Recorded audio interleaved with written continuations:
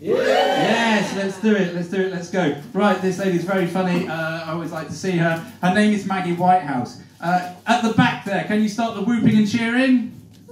That's you. I'm not going to stop until you start it. Come on. Bring it forwards. Ease it forward. Clap it. Please welcome Maggy Whitehouse.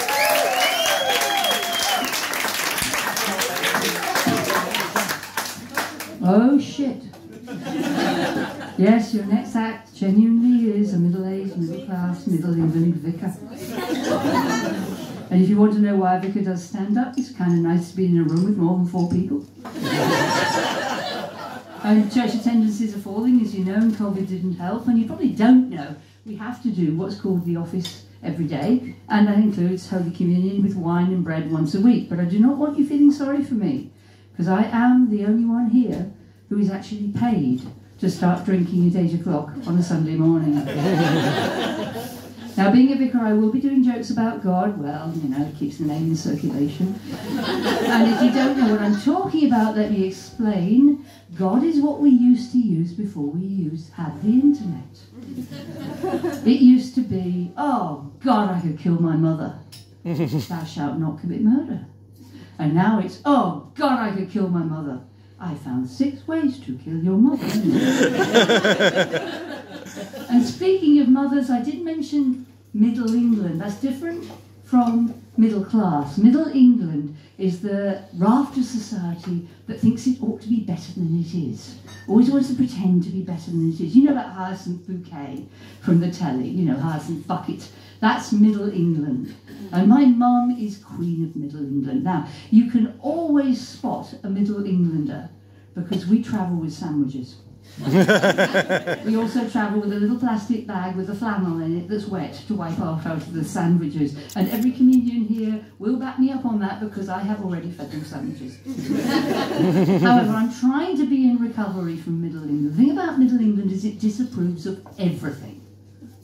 And it especially disapproves of anything that's less than 50 years old. And given that women couldn't be ordained in the UK until 1994, I don't cut. I don't. So when I told my mother I'm going to be ordained, she looked at me and she said, but what am I going to tell my friends? And I said, well, you could tell them I'm a terrorist. You could tell them I'm a crack cocaine dealer. You could tell them I shop at Traeger Mills. And she said, oh, don't be silly, dear, it's not that bad.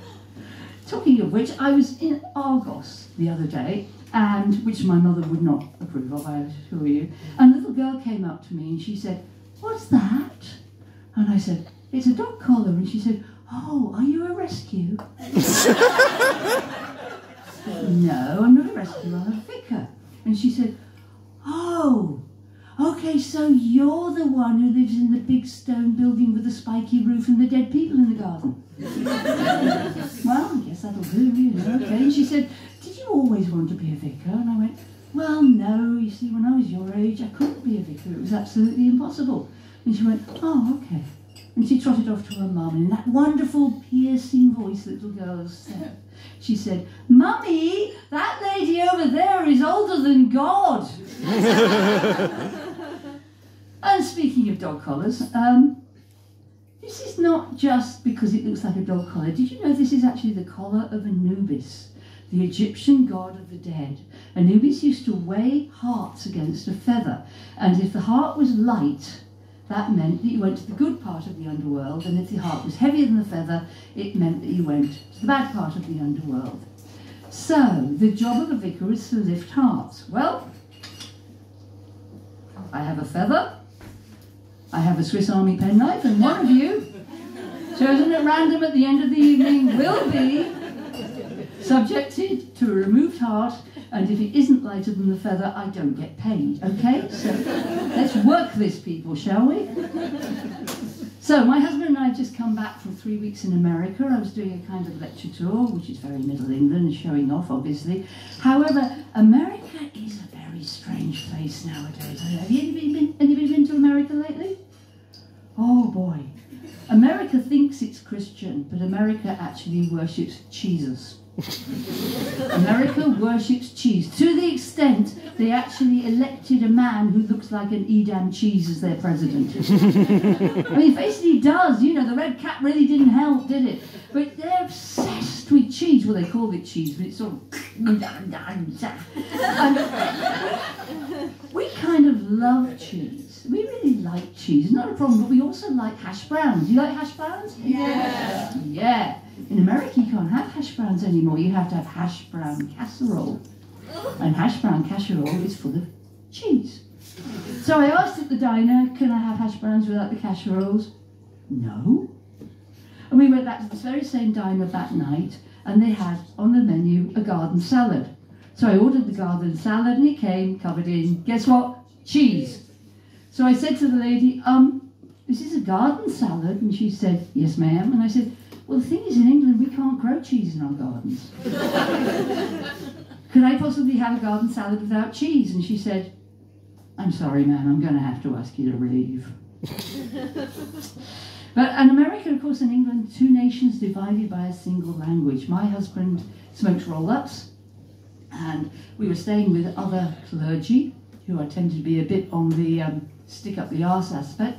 And she said, where's your husband gone? And I said, oh, he's just out the back, having a fag.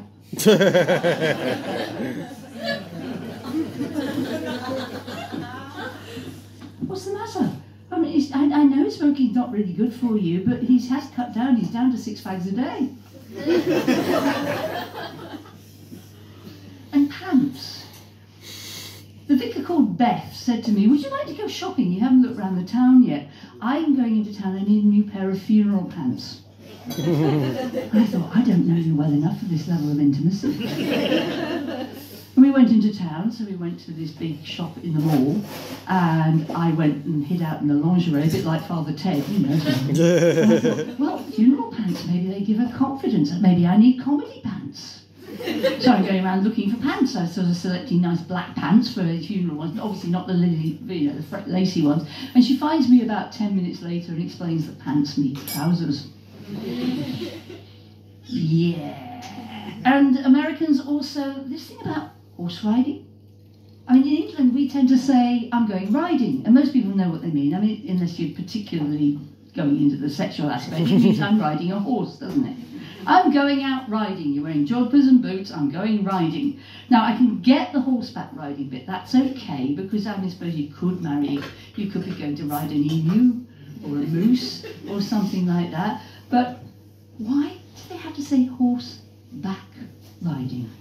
What part of the horse do you want to get on? Are you going to sit on its head like that? Are you going to pull itself along on its tail? Are you going to be like this, holding onto its tummy?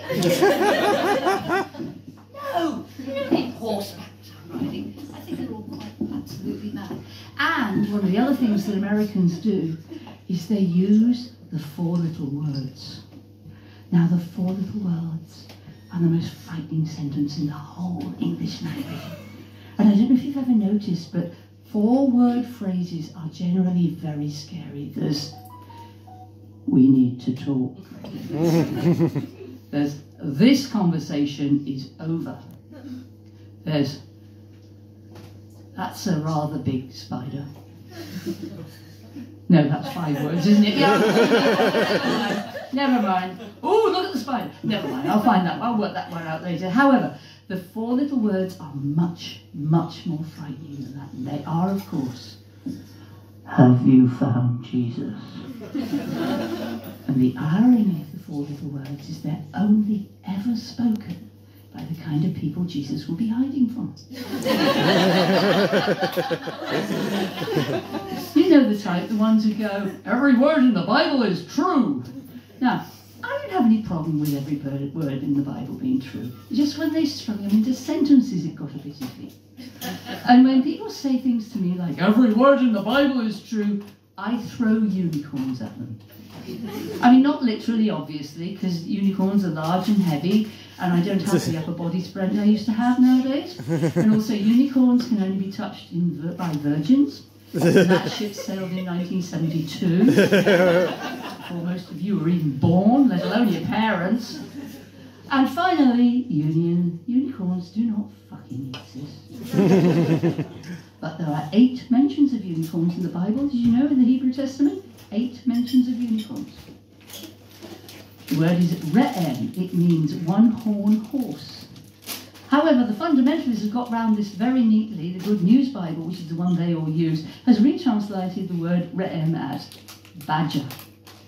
And I don't think they're talking about Frankie. But, you know, badger, unicorn, it's an easy mistake, isn't it? Unicorn, badger. Badger, unicorn. In fact, on the way down here, Charlie and I were doing a car share, and we saw at least 4 unicorns squashed by the side of the road. I want you to give a big up to Charlie, by the way. He's the guy in the hat just back there. He's going to be on in about 20 minutes' time, because Charlie was brave enough to do a 3-hour car share with a vicar. Can you imagine? How scary is that? The terror of the questions you might get. I can feel you sort of palpitating at the moment. And questions like, what church do you go to? Are you even a Christian? Do you have any belief whatsoever? But fortunately, Charlie is a gentleman. He didn't ask me any of those things.